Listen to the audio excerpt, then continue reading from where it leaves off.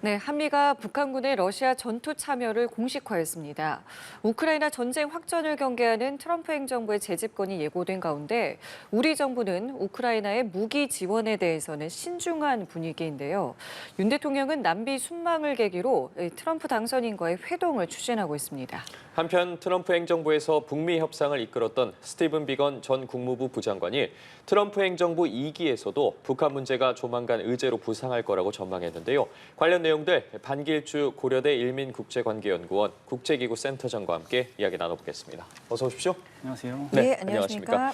먼저 북한의 파병부터 좀 짚고 넘어가 보도록 하겠습니다. 미국 정부에 이어서 우리 정부도 쿠르스크로 파병된 북한군이 이미 전투에 참여했다는 사실을 공식화했습니다. 사실 앞서 파병과 관련해서 우리 정부는 그 사실을 확인하고 이야기를 하고 있었지만 미국 정부 같은 경우에는 조금 신중한 입장을 보이지 않았겠습니까? 그런데 이번에는 미국이 먼저 확인을 하고 그다음에 우리가 입장 확인을 했습니다. 그 이유를 어디서 찾아볼 수 있을까요? 결과적으로 상황이 이렇게 두 가지가 좀 달라진 게 됐죠. 우선순위 측면에서. 그냥 두 가지로 살펴볼 수 있을 것 같은데 이걸 확인하는 게 중요한 게 아니고 첫 번째는 대응책을 마련해야 되잖아요. 그러니까 북한군이 러시아를 도와서 전투가 시작됐다 그러면 이게 레드라인을 판단하는 요소예요.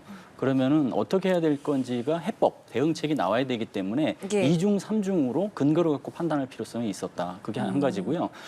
두 번째는 미국 변수를 따져보지 않을 수가 없겠죠. 지금 바이든 행정부의 러시아 우크라이나 전쟁에 대한 스탠스와 트럼프 당선인의 스탠스가 너무 다르잖아요. 예. 그러니까 그 격차를 그냥 무시한 채 진행하기에는 러시아 우크라이나 전쟁의 이 그 상황이 3년 가까이 된 상황이 녹록지가 않다. 그래서 두 가지를 다 조율하고 따져보는 과정에서 시간차가 발생하고 우선 이렇게 먼저 누가 이렇게 발표하느냐의 차이가 발생했다. 그렇게 봅니다. 근데 지금 한 가지 좀 궁금한 것이 러시아랑 북한이 이제 사실상 이제 동맹 수준, 이제 동맹 수준의 이제 관계 격상하는 이 비준에 서명을 한 것까지는 알려지고 있는데 이제 교환을 하진 않았단 말이에요.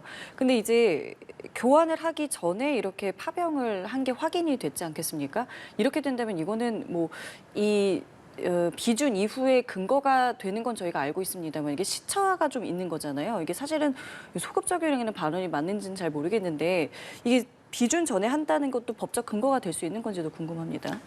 그렇죠. 이게 뭐 사실은 정상 간 합의를 하고 그다음에 비준을 하고 마지막으로 비준서를 교환하는 3단계 절차가 있는데 예. 근데 사실은 이미 그 파병을 위한 여건 조성은 한참 전에 시작됐고 네. 지금 전투 개시가 되고 있는 상황이고 예. 그러잖아요. 그럼에도 불구하고 북한과 러시아는 자신들이 규칙과 국제법을 마구잡이로 파괴하는 행위자는 아니다라고 얘기를 하고 있어요. 그래서 쓴 방법이 두 단계 방법이라고 저는 봅니다. 첫 번째는 회색지대 전략과 NCND 전략. 즉 그 유라시아 전선이 굉장히 치열한 상황에서 요 절차가 다 마무리된 다음에 투입되면 그만큼 날짜적인 손해를 보잖아요. 네. 그러니까 인정을 부인도 긍정도 하지 않으면서 사실은 싸울 준비를 해놓는 거죠. 그렇게 하는 상태로 지금까지 왔고 그리고 이제는 그걸 이제 흑백지대 전략으로 본다면 이제는 공식화하는 이제 회색지대 전략으로 본다면 이제는 그걸 공식화하는 흑백지대 전략으로 전환할 가능성이 높다. 그리고 시기적으로 보면 러시아에서 비준한 것은 11월 9일이고 북한에서 비준한 게 11월 11일이잖아요. 네. 한 3일 지났기 때문에 발표는 안 했지만 교환했을 가능성이 높아요. 시간적으로 보면 이미 교환했을 가능성이 높아요. 그리고 그것을 이제는 이제 흑백지대 전략으로 바꿨으니까 이것을 이제 공개적으로 내놓는 행위가 이루어질 텐데 그게 두 가지로 있을 것 같아요. 하나는 북한군하고 교전하는 과정에서 실제 북한군의 뭐 그 사상자 같은 이런 전황이 사진으로 포착되거나 확인이 되면서 네. 자연스럽게 공식 파병이 알려지는 것. 그게 하나가 있겠고 두 번째는 그거와 접목하거나 혹은 분리해서 러시아와 북한이 공식적으로 이제 비준서 교환까지 됐으니까 예. 파병했다. 근거가 마련됐고 국제법적으로 문제가 없다라고 해서 규칙을 지키는 행위자다라는 것을 등에 업고 싸우려고 할 가능성이 높겠죠. 근데 상당히... 실제로 파병을 한 건 그 전인 거잖아요. 이거를 문제 삼을 수도 있는 부분 아니겠습니까? 근데 국제사회에서요. 국제사회에서는 문제 삼을 게 한두 가지가 아니죠, 사실은. 이 절차도 문제고요. 예. 러시아가 우크라이나를 침략한 것 자체가 국제법 위반이에요. 유엔에서 그 자위권에 해당되지 않습니다, 침략은. 예. 근데 그 침략한 국가를 돕기 위해서 북한이 간 것 자체가 국제법 위반이고요.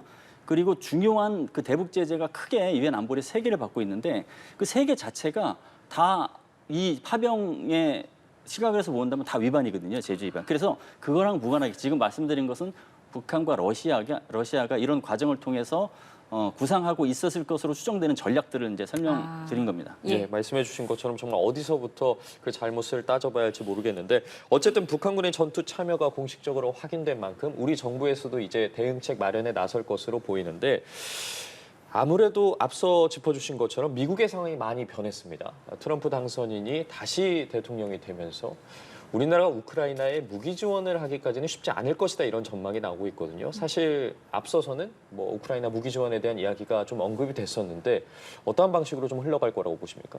현재 북한군이 전투를 개시한다는 측면에선 무기 지원 조건이 좀 성숙된 건 사실이에요. 근데 이게 사실은 그 단계적으로 이제 대응하겠다는 게 정부의 입장이었잖아요. 근데 단계적 대응한다는 그 정부의 나름대로의 그 뭐 원칙, 방향, SOP를 이제 밝힌 다음에 트럼프가 당선이 됐어요. 네. 지금 굉장히 큰 변화가 있잖아요. 예. 그렇기 때문에 어떻게 해야 될지가 딜레마일 수밖에 없습니다. 무기적 지원 조건은 성숙했지만 미국의 변수, 트럼프 변수를 생각하지 않을 수 없는 변수. 그게 이제 딜레마라고 보는데 그 딜레마 극복을 위해서 2가지가 필요하다고 보는데 첫 번째는 바이든 행정부의 이 그 러우 전쟁에 대한 그 해법과 그다음에 트럼프 당선인의 해법이 차이가 굉장히 큰데 2가지를 다 신축성 있게 대응할 수 있는 지원 방안이 필요하다는 것. 그게 하나가 있고 두 번째는 동시에 그게 어떤 식으로 되든 간에 대러 레버리지가 제고돼야 되고 그렇죠. 대북 대응책에 대한 효과적인 방안이 돼야 돼요. 그 2가지가 같이 돼야 되기 때문에 굉장히 어려울 어떤 해법 마련이 필요한 상황이고 그렇기 때문에 다양한 지원 옵션이 구상될 수밖에 없을 것 같아요. 예를 들면 뭐 낮은 강도에서는 포탄 간접 지원하던 것을 좀 높이겠다. 예. 2번째는 포탄 간접 지원 플러스 직접 지원을 하겠다. 그리고 3번째 좀 더 높인다면 방공무기 그 우크라이나가 원하는 방공무기 지원하겠다. 예. 뭐 이런 것들. 그다음 4번째 좀 고강도로 한다면 뭐 지대지 미사일까지 이제 지원하겠다. 이걸 놓고 그 시각차 지금 뭐 현재 권력과 미래 권력의 시각차를 유연하게 대응하면서 가져갈 수 있는 스탠스를 어느 시점에 던질지 그것을 잘 따져봐야 되는 시점이라고 봅니다. 그럼 지금 말씀하신 것처럼 이제 이 바이든 정부와 트럼프 행정부가 이 어떤 전쟁에 대해서 지금 생각하는 게 굉장히 다르잖아요. 어떤 양상으로 좀 이 과정이 흘러갈 것 같으신가요? 저는 지금이 이제 그 정권을 인계 인수해야 되는 그런 과정에 있는데 예. 바이든 행정부와 트럼프 행정부가 투 트랙으로 평행선을 갈 것 같아요. 그러니까 예를 들면 러시아 우크라이나 전쟁에서는 최대 그 바이든 행정부가 정권을 이제 인계하기 전까지 예. 우크라이나에 대한 지원을 최대치로 끌어올려서 계속 싸울 수 있게 하는 게 계속 추진되고 트럼프 캠프에서는 24시간 내에 그 전쟁을 끝내겠다고 했으니까 네네. 그것을 실제로 임기 첫날 어느 정도 무엇을 했는지 내놓을 수 있을 정도 여건 조성을 또 물밑에서 하고 그 투책이 계속 같이 갈 것 같습니다. 그럼 예. 그 사이에 이제 우리의 역할도 상당히 중요하다는 말씀이신데 그렇죠. 조금 전에 이 바이든 행정부가 최대한으로 이제 끌어올릴 수 있다라고 했잖아요. 그러면 그 과정에서 지금 블링컨 미 국무장관이 뭐 파트너국의 어떤 지원을 기대한다라고 했기 때문에 만약에 우리에게 어떤 것을 요구할 수도 있다는 것도, 그러니까 요구하는 것도 저희가 예상해 볼 수 있겠습니까? 그렇죠. 지금 현 바이든 행정부에서는 자유주의적 국제 질서와 규칙 기반 질서를 지키기 위해서 러시아가 전쟁에서 이기면 안 된다는 입장인데 예, 예. 그거랑은 지금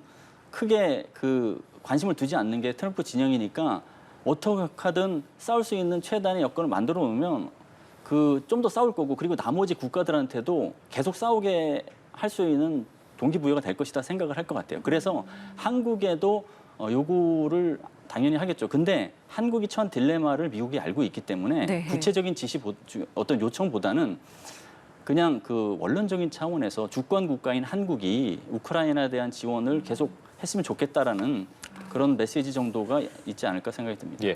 그리고 뿐만 아니라 다른 방면에서의 또 다른 요구가 있을 수도 있습니다. 이 방위비 협상과 관련해서 트럼프 정부가 다시 들어서게 되면 우리에게 재협상을 요구할 수 있다. 이런 관측들이 계속해서 제기되고 있는데 앞서서는 뭐 트럼프 1기 행정부 때 계속해서 방위비를 올리자고 했지만 우리 정부가 설득을 하지 않았겠습니까? 좀 관련해서 뭐 상황은 좀 더 지켜봐야겠지만 만약 재협상을 요구한다고 했을 때 어느 정도 들어줘야 하는 건지, 그리고 우리 정부에서 뭐 제시하는 협상안이랄까요? 이런 부분에 대해서는 어떻게 좀 예측하고 계십니까? 방위비 재협상은 우선 우리 정부 입장에서는 2026년에서 2030년까지 기준으로 해서 타결한 액수 있잖아요. 예. 그게 예. 이제 한미 정부의 공식 입장인 거죠. 그래서 협상이든 거래든 기준점이다. 그 기준점이라는 인식을 굉장히 트럼프 인수위에 굉장히 심어주기 위한 노력을 해야 될 것 같아요. 그걸 어떤 식으로든 뭐 외교전이든 아니면 우회적인 접근이든 그게 기준점이 된다는 것을 굉장히 강하게 요구하는 게 일단 기본적으로 있어야 되고요. 다만 트럼프의 그 거래 공식을 잘 이해를 해서 방위비 재협상을 요구해서 지금 제시한 수준이 9배 수준인데 그 9배 수준을 상응하기 위해서 방위비만 갖고 따지고 막 그러다 보면 그 거래가 그 트럼프가 생각하는 그 거래 공식에 말려들 수가 있기 때문에 다른 요구를 이제 미국이 굉장히 메시지를 통해서 원했던 것들이 있어요. 그것을 반대급부로 던지는 게 필요하다. 예를 들면 이게 어느 국가에게 무엇을 요구할지를 판단할 때 미국이 무역 수지를 좀 따져요. 그러니까 우리나라가 흑자잖아요. 예. 그리고 적자잖아요, 미국이. 그럼 흑자 국가에게는 더 많이 받아내야 된다는 인식이 있어요. 그러면은 무역 수지 균형을 위해서 한국이 노력한다라는 메시지를 어느 정도 주면서 그 관련 정책을 좀 추진하면서 이거 봐라 우리가 하고 있다라고 하면 그 액수 조정하는 데 유리한 고지를 점할 수 있는 게 있고요. 그리고 한국이 보유하고 있는 레버리지를 그 거래 혹은 그 협상판에서 많이 쓸 필요가 있습니다. 그 대표적으로 세 가지가 이제 식별될 수 있는데 첫 번째는 한국의 우수한 조선 역량이 미국의 군함 어떤 그 전력화를 빨리 시켜서 미국이 원하는 그 목표 달성에게 굉장히 기여할 수 있다는 측면을 이제 강조해서 그 레버리지로 끌어오는 방법. 두 번째는 한미일 협력이 트럼프 행정부에서 소다자 외교보다는 양자 외교를 통해서 거래를 통해서 막 협상을 통해서 많이 이익을 찾겠다는 건데 그래서 소다자 외교를 많이 안 할 것 같아요. 근데 한미일 협력 플랫폼은 그래도 트럼프 진영에서도 좋게 보고 있어요. 그리고 그 플랫폼으로 해서 한국의 역할을 강조함으로써 그걸로 요구하는 게 무리다라는 메시지를 낼 수 있는 게 분명히 있고요. 그리고 마지막으로는 지정학적 중심이 트럼프 행정부가 들어서면 중동과 유럽에서 다시 인도태평양으로 올 겁니다. 굉장히 강하게 부상할 거예요. 대중국 견제 때문에. 인도태평양 전략에서 한국이 할 수 있는 게 무엇인지를 선제적으로 제시함으로써 예를 들면 인도태평양 지역에서 다자적 해상교통로 보호해서 적극적으로 역할하겠다. 뭐 이런 거를 통해서 그 방위비 그 재협상에서 미국이 가져갈 수 있는 레버리지를 상쇄시키는 게 좀 필요하다 그렇게 봅니다.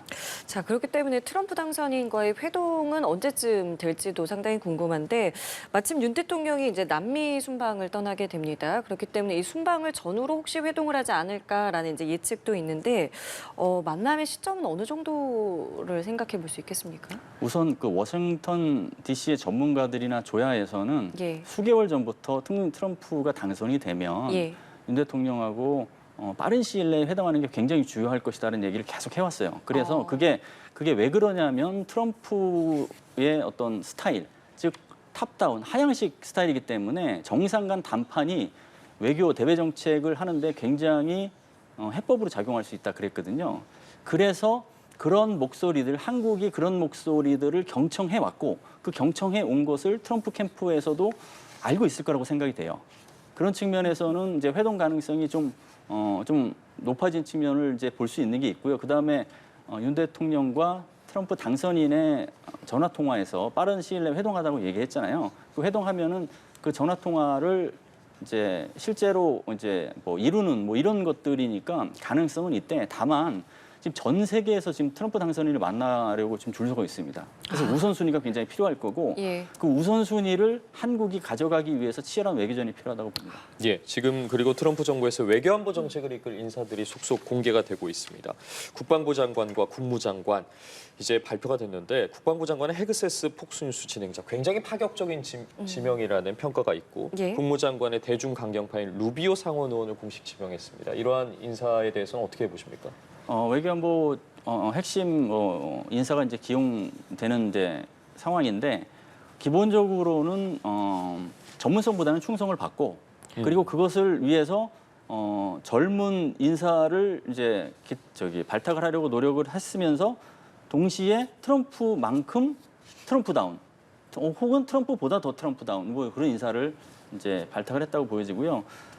헤그세스 그 장관 후보자 같은 경우에는 육군 소령으로 예편을 하고 이라크 전쟁 경험도 있고 그러면서도 공화당 지지하는 팍스뉴스 진행자잖아요. 네. 젊어요. 44살이니까. 네. 굉장히 파격적이라고 할 수 있고 또 동맹을 중시하면서도 동시에 김정은과 상호작용하는 것을 이제 뭐 그 필요하다고 생각한다라고 하면서 대북 강경론자인 것 같으면서도 대북 협상의 어떤 가능성도 있어요. 그래서 모호한 측면이 있기 때문에 예. 어떤 식으로 지금 대북 정책이 이루어질까 한번 따져봐야 되는 여러 가지 이제 고민의 지점이 있는 것이고요. 국무장관 같은 경우에는 대중 강경파일 뿐만 아니라 대북 대이란 강경파죠. 예. 그래서 국무장관 같은 경우는 한국에게 도전 요소와 기회 요소가 다 있을 거라고 봅니다. 대중 강경파이기 때문에 인도태평양 지역국에서 대중국 견제를 하기 위한 노력을 굉장히 집중할 텐데 그럴 때 동맹국과 안보 뭐 협력국들이 얼마나 동참하는지에 따라서 대미 레버리지를 가져가느냐 안 가져가느냐 될 수 있거든요. 그거는 이제 한국 입장에서는 역할을 좀 하면 대미 레버리지를 가져가는 거고 그러면 기회 요소가 될 수 있고 도전 요소는 지정학적 이웃인 중국과도 한국이 외교적인 소통을 해 나가야 되잖아요. 예. 쉽게 말하면 포용 외교라고 할 수 있는데 그 과정에서 포용 외교가 문턱이 뭐 열렸던 창문이 다시 닫힐 수가 있어요. 그걸 어떻게 풀 것이냐. 근데 그것을 풀려고 하는 과정에서 한편으로는 대중 레버리지가 생길 수가 있어요. 대중국 견제가 강해지니까 중국은 한국과 더 소통을 하자고 얘기를 하는 과정에서 대중 레버리지가 생길 수 있는 거거든요. 예. 그게 이제 도전 요소와 기회 요소가 상호작용한다 그렇게 볼 수 있겠습니다. 그럴 수도 있겠군요. 자, 그런데 북한은 아직까지 이 트럼프 당선인에 대한 어떤 뭐 입장이라던가 전혀 반응을 내놓지 않고 있습니다. 그렇기 때문에 이제 앞으로 트럼프 1기 때와 2기 때 어떤 대북 정책의 차이는 어떨 것인지에 대한 이제 관심도 있는데 마침 스티븐 비건 전 국무부 부장관이 북미 대화 재개 가능성에 대한 언급을 했거든요. 센터장님께서는 어떻게 보십니까? 차이가 있는 부분도 있고 비슷한 부분이 있을 것 같아요. 차이가 있는 것은 첫 번째는 국제 그 안보 환경이 바뀌었습니다. 지금 전쟁이 두 개 전선에서 지금 이루어지고 있고 유엔의 그 기능이 약화됐고 그게 예. 있고 두 번째는 북한의 지위가 변화됐습니다. 북핵이 고도화됐고 그 다음에 러시아와도 신조약을 맺음으로써 대외 경쟁이 그 역량을 극대화시키면서 행보를 하고 있고 마지막으로는 트럼프와 김정은의 학습 효과, 트럼프 1기 때와 2기와 다른 학습 효과가 있습니다. 하노이 결렬 때 네. 있었던 그런 학습 효과가 어떤 식으로 작동될 거거든요. 그래서 좀 다른 해법을 생각하고 있고 다른 어떤 상호 어떤 역학 관계가 있는지를 따져볼 시점이다. 그 측면에서 다른 게 있지만 트럼프가 생각하는 탑다운식, 즉 하향식 접근법은 바뀔 것 같지가 않아요. 그러면은 대화를 하기 위해서 시도는 할 텐데 네. 북한이 그것을 얼마나 받아줄지가 만만치가 않고 북한이 받아준다고 하면 많은 것을 요구할 것 같아요. 만남 자체만으로. 그러면은 성사 가능성이 트럼프 1기 때보다는 미지수다. 그럼에도 불구하고 세 가지 측면에서 만날 가능성을 점쳐볼 수 있는데 먼저는 스몰딜입니다. 스몰딜은 긴장 완화 차원에서 일단 만난다. 그러면 이제 1기 때 소통을 이제 이어간다는 측면에서 예. 있다. 그러면 한국이 나쁠 것도 없습니다. 이런 경우에는 한국의 그 플랫폼을 이용해서 한국의 정책도 이제 요구를 하면 되니까. 근데 이제 미들딜과 빅딜이 있습니다. 미들딜은 핵군축을 하면서 핵군축 회담을 하면서 경제 제재를 일부 풀어주고 그러면 한국이 패실된 가능성이 있죠. 세 번째는 빅딜. 핵군축 협상, 경제 제재는 완전히 풀어주고 체제 안전 보장하고 한미 연합훈련 축소하고 이렇게 되면 이거는 이제 그 핵 안보 차원에서 공포의 균형 측면에서도 상당 부분 지금 기반이 무너지는 거기 때문에 어렵다고 네. 보고 실제로 성사 가능성은 두 번째, 세 번째는 성사 가능성도 어렵을 뿐만 아니라 한국 입장에서도 안보 이익, 국익 측면에서 불리한 게 많고요. 첫 번째가 그나마 쉬운 건데 그것도 만만치 않을 거라고 봅니다. 예, 알겠습니다. 여러 상황을 지켜봐야 할 것 같습니다. 반길주 고려대 일민국제관계연구원 국제기구센터장과 함께했습니다. 말씀 고맙습니다. 감사합니다. 예, 감사합니다.